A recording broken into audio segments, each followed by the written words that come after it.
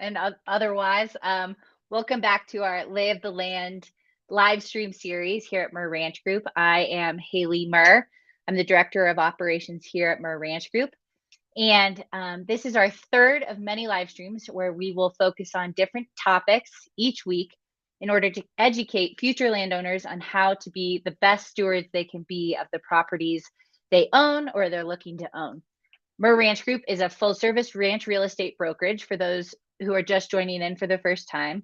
We consult, we're a consulting company as well, and we focus on legacy ranches, sporting and conservation properties around the West. Today, as a part of our Lay the Land series, we're going to be talking about all the things you need to know about hunting and as it relates to land ownership and buying properties across the West. Thank you for all those, once again, who have submitted questions. We'll try to get to them in this broadcast, but if we don't, we will be sure to answer them after this in our newsletter or in our blog series that you can find on our website. Helping me today will be the founder of Mirr Ranch Group, Ken Mirr. Hi, Ken. Howdy. Hey. Good to see you again. Be seen. And Ken, you know a lot when it comes to ranches, but I think you'd be the first to admit you're not necessarily the hunting expert here at Mirr Ranch Group. This is true. Somebody once told me to surround yourself with knowledgeable people in areas that you may not have expertise with. So, yes, today we'll be speaking to a few of our more experts in that arena. Perfect. And those two experts, we have a couple really big hunters here, but two of the hunters with us today are Pat Lancaster and Jared Souza. And so Pat, I'm going to introduce him first. Pat has been at Mirr Ranch Group for a while now. He's had over 35 years of experience guiding and outfitting in Colorado and through the West. Like, for instance, when we were at the Dallas Safari Club Hunting Expo, he was kind of this celebrity down there. And through the outfitting and hunting, he's gained and fostered a lot of friendships and knowledge about the recreational component of hunting as it relates to the West. And to this day, he still manages the hunting operation on over 250,000 acres down in southern Colorado. So without further ado, here's Pat. Hi, everyone. Happy to be here today. There, Pat. Good Pat. to see you. So yeah, Pat and I, just so I can introduce you properly, we're kind of like the elder statesmen at the firm, right? As you're looking at the screen, that goes without saying, Ken, but thanks for the reminder. Awesome. Thanks for being here, Pat. We appreciate you taking the time. My pleasure. Perfect. And then just to get another kind of perception of hunting, Pat knows a lot about Colorado. We wanted to bring on Jared. Jared is our go-to guy in Wyoming. He knows everything there is to know about hunting in Wyoming. His entire life, he's focused around landscapes, whether that be taking care of them as a ranch manager, conserving them, or utilizing them for agricultural recreational purposes. He's always taken pride in selling properties and has correlated brokerage with writing for the brand. You always wear the deal on your sleeve, even after the closing. So without further ado, here's Jared. Hi, everyone. How are we? Hi, Jared. Jared. Doing good. So can you hear me all right? Quite as an elder statesman, but I remember one of the first few times I met Jared, I met him on a ranch. And Jared had no problem in somewhat taking advantage of my lack of knowledge of certain areas on a ranch. And I'll leave it at that. But he had a good time at my expense. So good. And to this day, he still does. Just kidding. Yeah, he does. Great. Well, perfect, guys. I really appreciate you all being here today. I know you have a lot of deals going on right now, so we appreciate your time.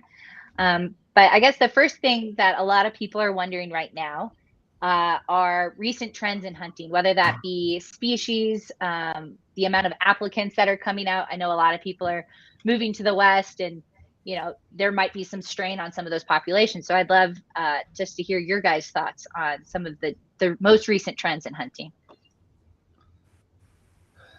But it's amazing the increases in hunting and fishing numbers. I guess since COVID, it seemed like it was maybe stagnant for a period of time, but since COVID, lots of people looking to get outdoors, whether it's hunting, fishing, just being self-sufficient in this day and age. And there is a lot of new pressures on the wildlife in the state for sure. And Jared, are you seeing something similar up in Wyoming, or? Yeah, the unfortunate part is there's been about a 10% license quota reduction overall across all the species in the state of Wyoming, with about that much increase in total applications for them same species. So obviously there's a few more limited number of tags and more applications. So even more pressure on kind of that public tag system. Yeah. Okay. Yeah, do you guys see that as a thing widespread? Because, you would see the ads of like the number of people, hunters or people owning guns, going down from a standpoint of hunting, or the aging population of hunters. So, but at the same time, but you're seeing an influx, I guess, of tags. Yeah. But a decrease in the state allotments. What's crazy is I don't think that the number of hunters are increasing nationwide. I think actually that's decreasing. In fact, only about 4% of the U.S. population hunts. But I think what's happening is out of that 4%, there's more than 4% that are putting more pressure on our western states, and that's where you're seeing them increased number. Especially, with after COVID, I think recreation in general is kind of spiked, including I think Yellowstone set an all-time visitor record just this year alone. So yeah, so there's definitely pressure on that public land component to hunting. There is, and that's, I guess, part of the plus of owning your own place, where you can recreate and have more options without the pressures of the general public. And with that, just so people are aware, what are the advantages? I know there's landowner preferential tags, things like that. Can you guys kind of go into some of the specifics of the benefits of owning a hunting property in this day and age? I guess I can answer first, Jared. In Colorado, it's pretty hunter friendly. Obviously, the wildlife as a resource is owned by the state, not the landowner. So, but the state does incentivize the landowners to take care of their property and enhance wildlife habitat by allowing for landowner preference tags, which in Colorado is a landowner can register with the state. They can and they get applications for those licenses, which is 10 to 15% of the allocated licenses for that particular unit, and they get applications based on their acreage. So the more acres they have, the more applications they have, and allowing them to obtain vouchers that would enable them, that are transferable, and would allow them to give them to hunters or sell them to hunters, as the case may be.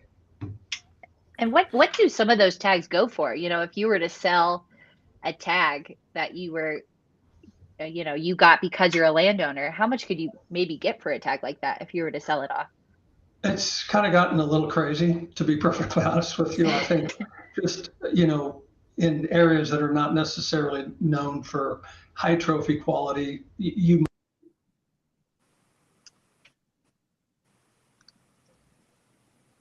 All right. I think he might be having some internet. So we'll go into Wyoming. Well, yeah, Wyoming has a preference system as well. Yeah. Yeah, so the Wyoming landowner tag is a little bit different than Colorado, obviously. So them landowner tags are non-transferable. They have to be utilized by the landowner or direct next to kin, and you have to apply for them and get the game and fish officer in that area to sign off them before you're guaranteed them landowner tags. The good thing is, if you have 160 acres and 2,000 animal use hours for elk, deer, and antelope, you'll get 2 landowner tags that are available to the landowner for them species that are guaranteed essentially, um, which is a good thing, I guess. The downside to that is obviously they're non-transferable, and there's really no benefit to anybody other than the landowner for utilization.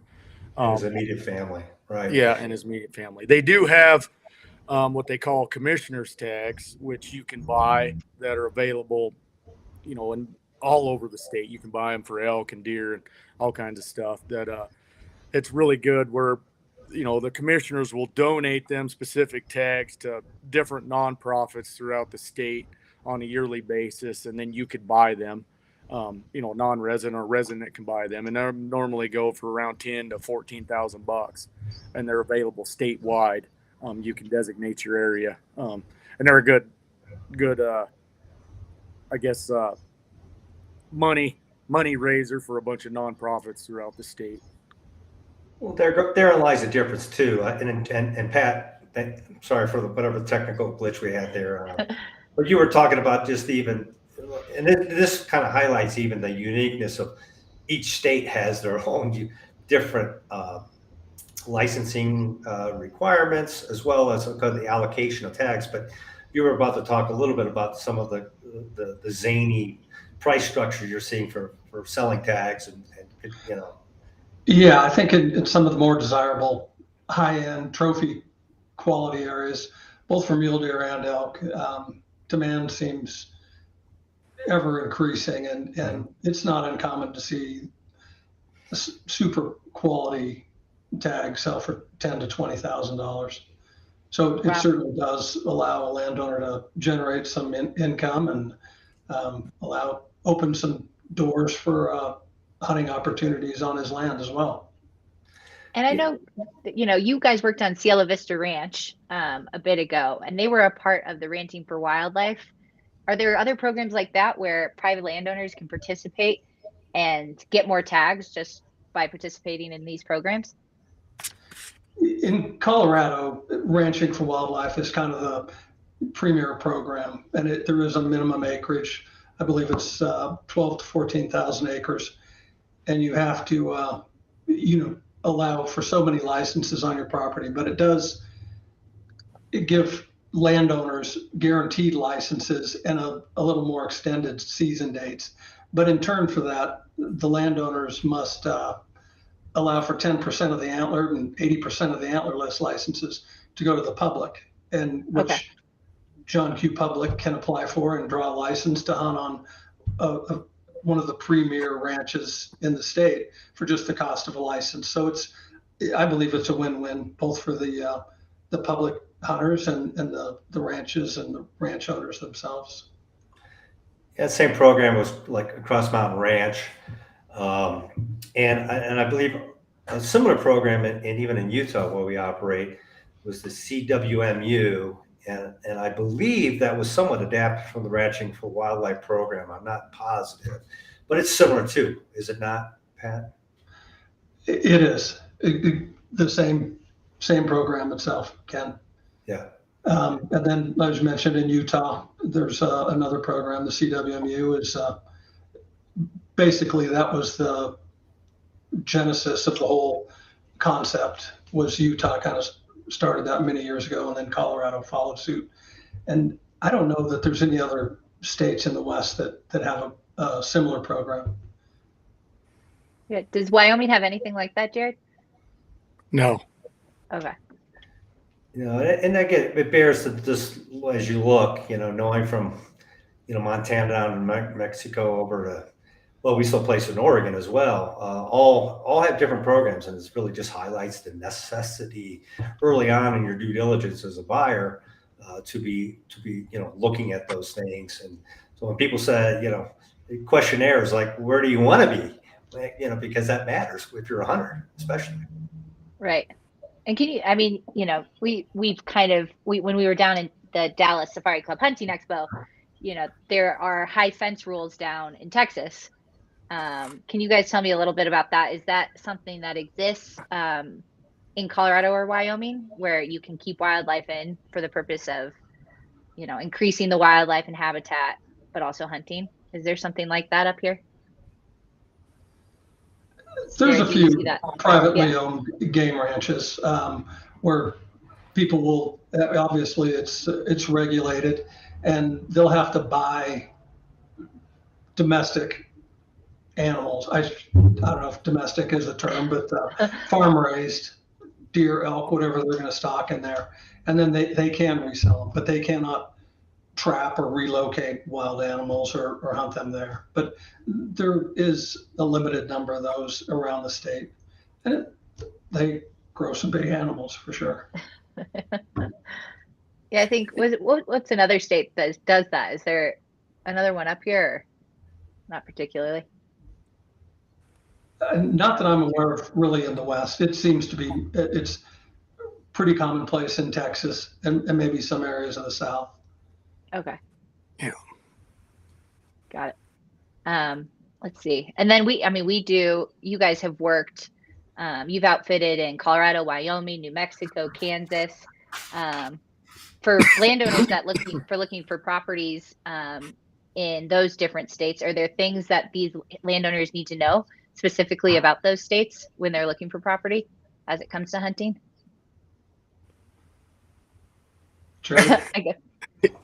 Yeah, I mean, every state's different for sure. I mean, as you can tell just from Colorado and Wyoming, I mean, none of the game laws or landowner tag preference or anything really align. So you need to really pay attention to every single area you're in, and including just one example. If you're in Wyoming where you have a non-resident landowner maybe, and you can have a general elk unit versus a limited quota elk unit where, if he doesn't have landowner preference or he's wanting his friends to come hunt, it might take his friends, 12 to 14 years to draw or have enough points to draw that tag in a limited quota area versus a general unit. It might take him 3 or 4 years for his buddy to draw a tag. So it's it changes a lot from state to state and area to area. Yeah, I'm just thinking even, when we had that Thunder Ranch in Utah, and I was just across the board from Colorado there near the Green River.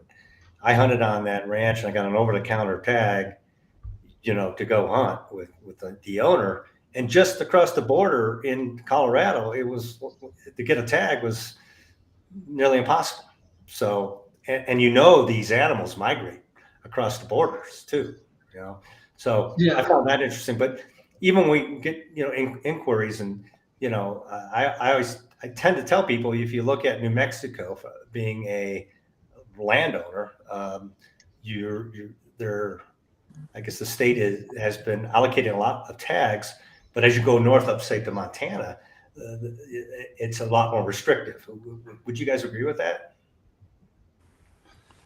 Absolutely. Yeah.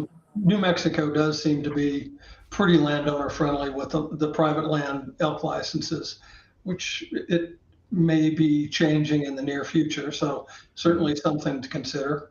Colorado's fairly landowner friendly and relatively easy to obtain licenses through one means or another. But as you mentioned, Montana, I've got a friend that bought a place in Montana, and like Jared said, had invited all his friends to come elk hunting, and nobody drew a tag, so nobody went elk hunting. So it's definitely something to consider and factor into your decision is availability of licenses.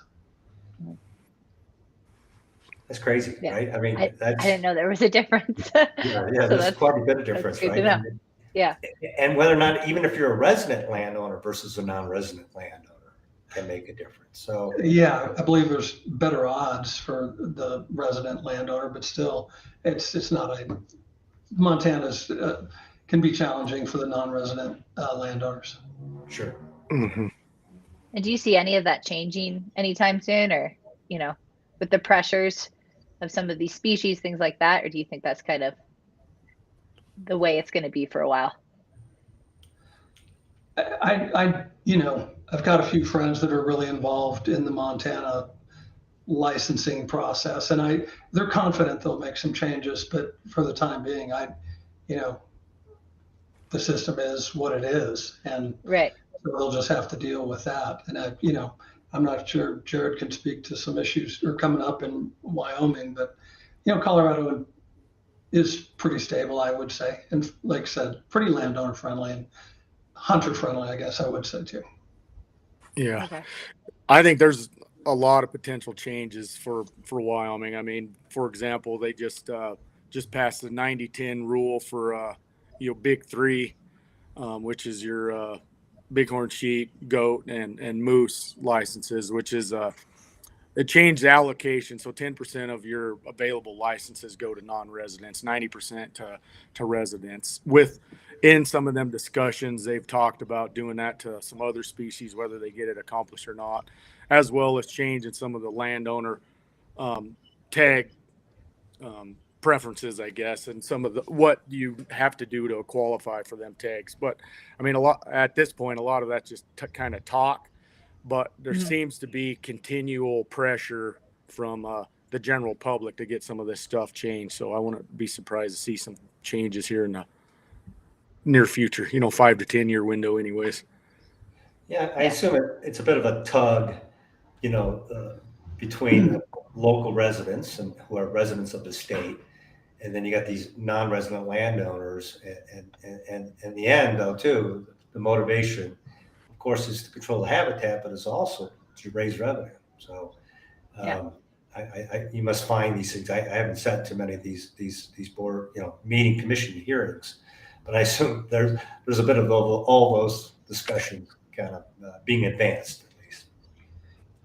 Yeah, it's walking a fine line between growth, loss of habitat, increased pressure through hunting or whatever means. So it's an ever evolving and ever changing situation. One place we didn't talk about too is that we had a little experience there in Oregon. How's that switching when you go that far west? Was it significant in their treatment as compared to the Intermountain? It's, my dealings in Oregon were the state structures and landowner licensing was very similar to Colorado. Very similar seasons, quite a few over-the-counter archery licenses, and then maybe limited rifle licenses, but with landowner preference available. So similar season structures, late August into mid-September for archery, and then rifle license or hunting kind of scattered between mid-October to mid-November. Yeah. And finally, Jared, you were touching on a subject, the three, kind of the bighorn sheep, moose, and what was the third one you were highlighting? A goat. Goat. Yeah. So, as you go into these states, so, like I've seen a trend in Colorado where if you can get licenses for bighorn sheep on particular ranches, if you have a size and I guess not habitat or considerations, but those things are really get to be important when you start focusing on a property that has that habitat as well. I mean, just beyond just the antelope, deer, and elk tags. Yeah, I mean, kind of like another good example of that was like the Sandy Ranch, and that mule deer tag down there. I think it was selling for 100 and a quarter or something from year to year. That's a pretty good tag, especially when you consider. I mean, obviously it's because of the trophy quality, but when you get into other areas where you can buy a mule deer tag over the counter, and then you get into another area where it's worth $100,000, it's kind of crazy.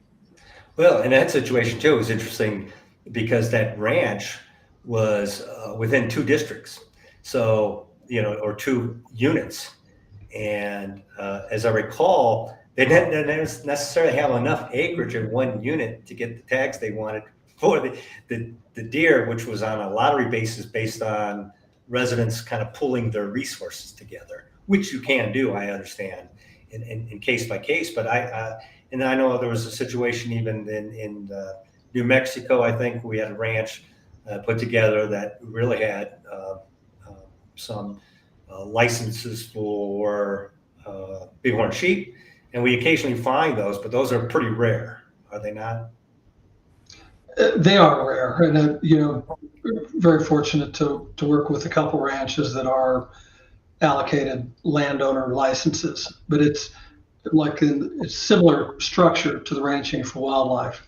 The ranch will get a preset number of licenses, and then the state will get 25 to 30% of those that will just go to the public.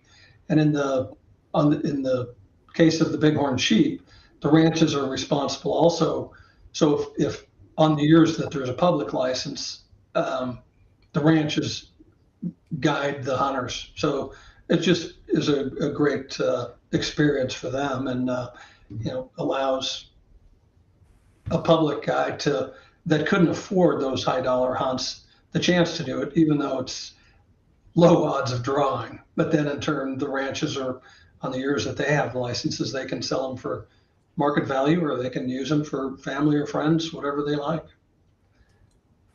Well, as you guys talk about this, I remember when you all were teaching me a little bit about the draw systems. I thought I needed to major in calculus or something to figure out what was going on, because I thought, how does everybody figure this out? Because it is rather, it's one thing to hunt and you're going to put in, but it's one thing to decide to buy a ranch and place quite a bit of, resources in owning a place, and then still determining what your allocation might be. Is it getting any easier there, or is it still as crazy as I first thought? Yeah, I can, the preference point system in Wyoming continues to see a bunch of extra pressures on it, I guess. And I guess the layman's term is that they call it the point creep.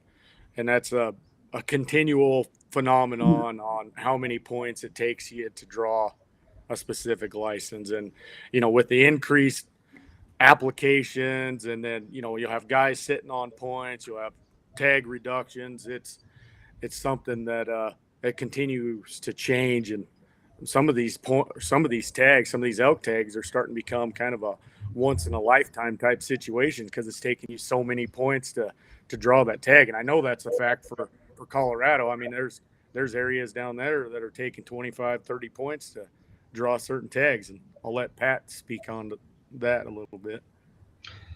Yeah, Ken. I mean, it's just as complex, and as what you remembered. Yeah. I guess you kind of get used to it and kind of figure things out. But for somebody new to the game, there's a lot to learn, a lot of nuances involved, and so being able to advise somebody on a private land deal, how the best way to proceed, or what license availability there is, I think is critical to folks making a decision. Well, and even working, Jared, at a time you were referencing in Wyoming, for instance, you said how many, was it user days or animal days, on the property, and you're relying then on a state wildlife employee to have basically researched that or been on site to make that determination. Is that correct? Yeah. And I think, historically, they probably didn't look into it as in detail as they do now. I think, more if you buy a 160 acre parcel nowadays, because of the extra increases in landowner tags that are getting put in for in certain areas, I think that the Wyoming Game and Fish in particular is, scrutinizing them properties more and more. So you got to be dang careful if you're kind of on that border, and make sure that it actually has enough quality habitat to qualify for landowner tags. Not every 160 acre parcel out there is going to qualify for elk landowner tags anymore. And I've seen that as a focus. I don't know if that's I haven't really seen that same focus like in Colorado or New Mexico, where they're counting those wildlife. Is that true, Pat? It's, they don't actually have the same format as Wyoming, but yeah, it has to be, I guess I would say, known use areas. So when you register a particular ranch with the local Colorado Parks and Wildlife or New Mexico Game and Fish official, they have to have a history on that ranch, and they base their license allocation again based on acreage and kind of population levels for that particular unit. Sure. And I know this is, we keep talking about hunting, and a lot of this actually happens in the fall. Most of the big game hunting we're talking about. So, we've had a couple questions since we've been talking. What do people need to prepare for now in order to be ready for the fall? We're talking a lot of numbers and calculus, like Ken said. What do people really need to be focusing on? I guess we'll start with Colorado. Hunters who are looking to hunt this fall. Well, if they want to buy or apply for a limited draw license, they better do so in the next couple hours, because the deadline is 5 o'clock today.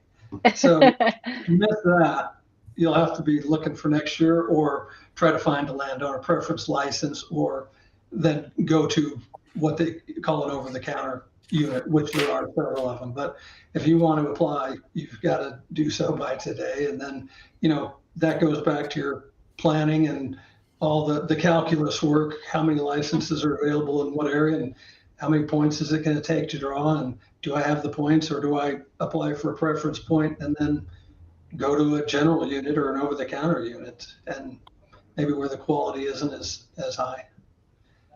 So what about in Wyoming, Jared? What do we have to prepare? Since it seems like Colorado, you're shit out of luck right now. Yeah. Since it's today. Oh, There's okay. you can still apply as a non-resident for like antelope and deer in Wyoming. Elk is already passed, but the most important days are the draw days. Is the tentative date is May 19th to see if you drew a Wyoming elk tag or not, and then I think the second week of June for antelope and deer. So them are the important dates that are coming up. As you look at the two, guys, if I'm a buyer and I'm looking at buying a ranch in June, does that mean if I buy in June or close in July or August that I won't be able to hunt for that year? There's a good chance of that, yes, depending on the area. And dependent on the area in Colorado as well. Right. Yeah. And I don't believe landowner licenses are transferable. If a property sells, if a landowner has been issued some landowner preference vouchers and the property sells in the interim before hunting season, those licenses are void. So they would have to wait till the following year, unless they can find licenses through another means. So got it. Would it matter? I know, Pat, you said, and this kind of goes with that, in Colorado, you can sell those tags to people. So, if you're a buyer and you purchase a property, could that seller transfer those tags, or are those just void after the closing? No, those are void there, but you could contact surrounding neighbors that are in the same unit and buy from them. Okay. So there's options, but after just buying a place, it's not ideal to then go searching to try to buy a landowner license, but it's the alternative of not hunting. I found that there was some nuance there, like with the Ranch for Wildlife program, where the landowner was allocated tags under those situations. There may be a way. I mean, that's a rare occasion, right? To be able to close on a property. There's already limited ranches that participate in those programs, but there is a way for that landowner, I think, to transfer over some of those. It's possible. Yeah. Again, and I think it's probably on an individual basis too. Right. I mean, the number of licenses you're talking about, because some of those ranches are significant parts of a general area or of an area. So they want to try to have some means to hunt in that area. So I would assume that, they sure could work something out. Yeah, I think timing, as you look at even on a ranch purchase, not only do operations matter, but hunting matters, right? The hunting season matters. We all know we've sold ranches that have, big livestock operations on them, or if you're producing hay, who gets the hay at the time of closing? Well, who gets the wild, who gets the hunt? When you close, it matters. Awesome. And I'm with a situation like that now. if it closes before hunting season, the seller's wanting to retain some hunting, and the buyer said, no, if I own it, I'm hunting. So it's always, can be interesting. Yeah, because I think it's a right of use, right? I mean, a right to be able to hunt. And it's like, you mean I own it and I can't hunt it this year? Right? Yeah, I mean, it's definitely, I mean, the state owns the wildlife, and they've got to kind of figure that out at some point. And I think most people do. Yeah. Well, maybe it's good to give it a year anyway, and then there'll be even more elk in the next year. Easy for someone that Right? doesn't hunt much, right? Yeah. Exactly. Can't you tell? Well, we had a couple questions, and you guys have been asked this question a lot. We talked about water in our last live stream, but a lot of people are wondering how drought and snow melt affects species, survival rates, that kind of thing. Are you guys seeing the drought affect any of that in Wyoming? I guess we'll start there. The pressure of that on animals. Yeah, I mean, the good thing is we got an okay snowpack, but we didn't have a real horrible winter by any means. I think so. As far as winter kills concerned, I think it was fairly limited in Wyoming this year. We can dang sure use some more moisture. I mean, we're not out of the drought by any means. So hopefully we start getting some timely rains, and the elk and deer populations respond to that well going into summer here. But I think the last fall, anyways. I mean, we were in drought conditions, but I've seen it worse, and I don't think it was too detrimental on the big game populations, at least in my part of the world, in Wyoming. All right. Yeah, Jared, even like CWD, chronic wasting, and other things that occur from time to time. Are you seeing any concerns with any of those kind of patterns or that? Yeah, I mean, CWD is a hot topic all across the West, and it's becoming more of a hot topic in Wyoming for sure. I mean, the prevalency rates is, especially in the mule deer herd, continues to go up, and it's spreading into more and more units throughout the state on a yearly basis. The big contention portion of that comes with how we need to manage them areas. The game and fish and the public seem to be going head to head on kind of some of the management issues and what needs to be conducted on the ground with that. And I've heard where there's a couple units on the chopping block this year where they're actually going to increase the season dates and tag allocation in them areas just to get more harvest of them mature bucks to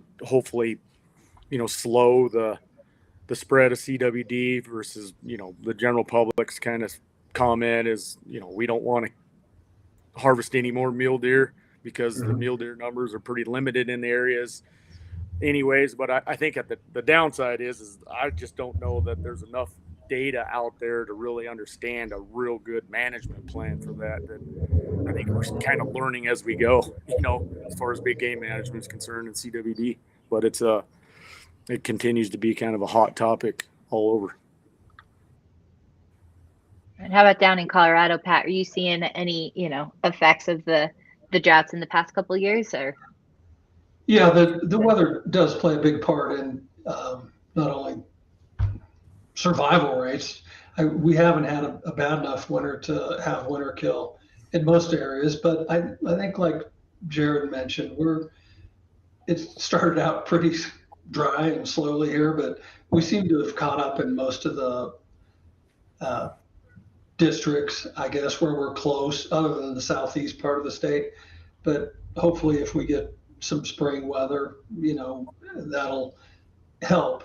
And as far as survival rate and antler development and antler growth, it does make a difference. I mean, at least having good forage where they're coming out of the winter months in good shape, and then kind of get a start on this new summer grass, and then actually everybody says if hopefully it'll rain all summer long and everything will be big, but it doesn't seem to be the case. I think once it gets to a point where it dries out midsummer, and I think that they can sure get more protein out of that, a little drier grass, not drought type of grass, Yeah. but just mature grass and develop there. But on yours where it's super dry, you can notice a decrease in 10% of your average score, probably at least, with All right. a drought year. Interesting. And just to end on a positive note, are you guys looking forward? Do you have all your tags ready to go? Are you prepared for your hunting season next fall? Yeah, I'm getting close. We gotta wait till all the draw results come out and make sure my books stay full. But I got plenty of hunters on the books if the draw takes care of us. So, and then Awesome. turkey season starts April 20th. So looking forward to that as well. Good. keep you busy. I think we're pretty well set. Unfortunately, I just don't get a chance to hunt that much anymore, but when I do, I sure love it. But I think we're pretty well set for our hunters. And like Jared said, we're not quite as busy in the spring. So I look forward to doing some turkey hunting for sure. What's good about hanging with you guys too is I get to the fall, I'm ready for hibernation. I'm just eating, and you guys get stuffed. I mean, you're all out there doing stuff. So I think in the fall, I just need to get in your regimen a little bit more and get out there. So Hunting boot camp with Jared and Pat. Yeah, exactly. It's a pretty stressful time of the year. There's no joke about that. It's hard to keep up with all my different careers when September rolls around. But it's pretty cool. I mean, I always raise my hand. I say, as somebody who worked and grew up near steel mills in Northwest Indiana, learning hunting and about wildlife and habitat, and just wildlife. It's just that's such a key component to owning a ranch. And I remember back in the day thinking that the fly fishing were the things you wanted to own, but you realize when you own a ranch, especially one that you want to have an impact on wildlife, you have to have a fairly substantial piece of property to have the habitat and and steward that kind of property. It's a big responsibility. Yeah, It's awesome. And I think you guys are an incredible source, and I really appreciate you taking the time. And we have a lot of buyers right now, and they keep asking a lot of questions about hunting as it relates. These two are some of our prime candidates for a lot of those questions. So if after this, if we didn't get a lot of questions answered, feel free to either email the office, call the office, email Pat or Jared. We really appreciate you guys taking the time today to go over this. And we look forward to our upcoming live streams. If you guys have more information, just subscribe to our newsletter and a lot of these questions will be answered. But thanks a lot, guys, for your time. And we'll see you in hunting season. My pleasure. Awesome. See you guys. Thank you. Thanks, hey. See you guys.